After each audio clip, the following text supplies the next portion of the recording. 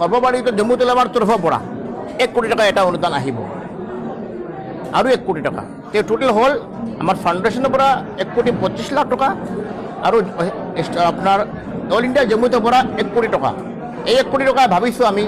হাতে আপোনাৰ যদি আমি খাদ্য সামগ্ৰী যদি লাভ নাই মানুহক যদি আমি পইচাটো একাউণ্টত দিব পাৰোঁ ভাল হ'ব আমাৰ ষ্টেট আমাৰ অল ইণ্ডিয়া জম্মুৰ একাউণ্টৰ পৰা তাত প্ৰত্যেক মানুহৰ একাউণ্টত 5,000, 7,000, 10,000 টকা অৱস্থা দেখি টোটেল কৈছোঁ মই 1 কোটি 25 লাখ টকা খাদ্য সামগ্ৰী 27 লাখ টকা দিছোঁ আমি আৰু আপোনাৰ বাকী আমি আপোনাৰ ধৰক আৰু 1 কোটি টকা 98 লাখ ৰুপিজ আমি আপোনাৰ চবক আমি বিতৰণ কৰিম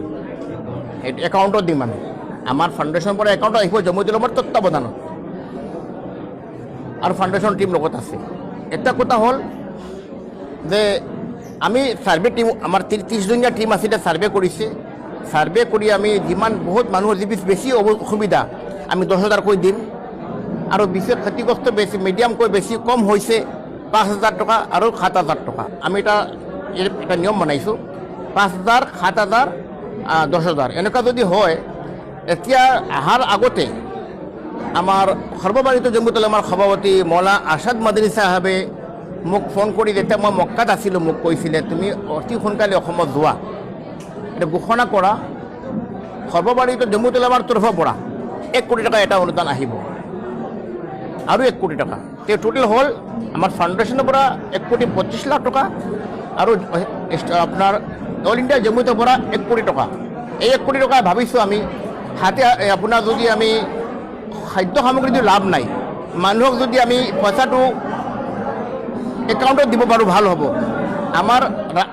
ষ্টেট আমাৰ অল ইণ্ডিয়া জম্মুৰ একাউণ্টৰ পৰা তাত প্ৰত্যেক মানুহৰ একাউণ্টত 5,000, 7,000, 10,000 টকা অৱস্থা দেখি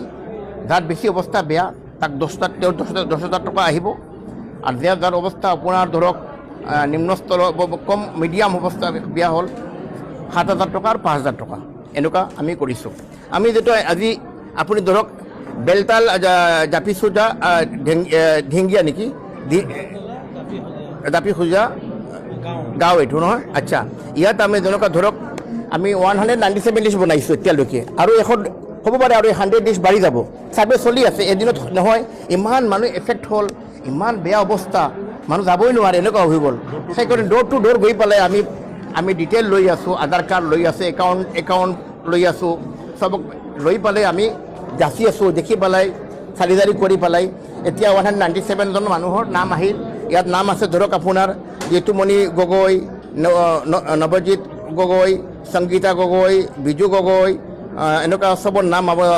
মঞ্জুলা গগৈ আপোনাৰ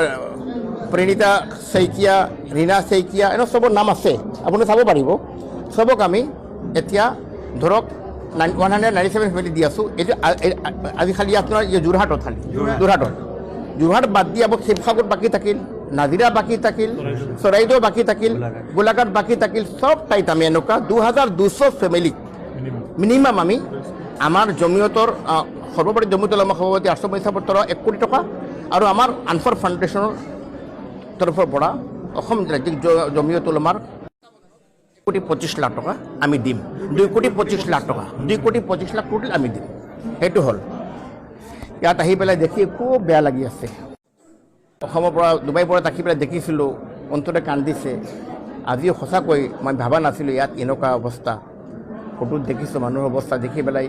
আমি যিটো দিছোঁ একো নহয় আমাৰ আল্লাহ তালাই আমাক যিটো তৌফিক দিছে আমি দিব পাৰিছোঁ আৰু মই এটা ক'লোঁ যিমান আশা দিছোঁ ৱাদা কৰিছোঁ অখৰে আপোনাৰ ৱাদাটো ঘৰে ঘৰে পাব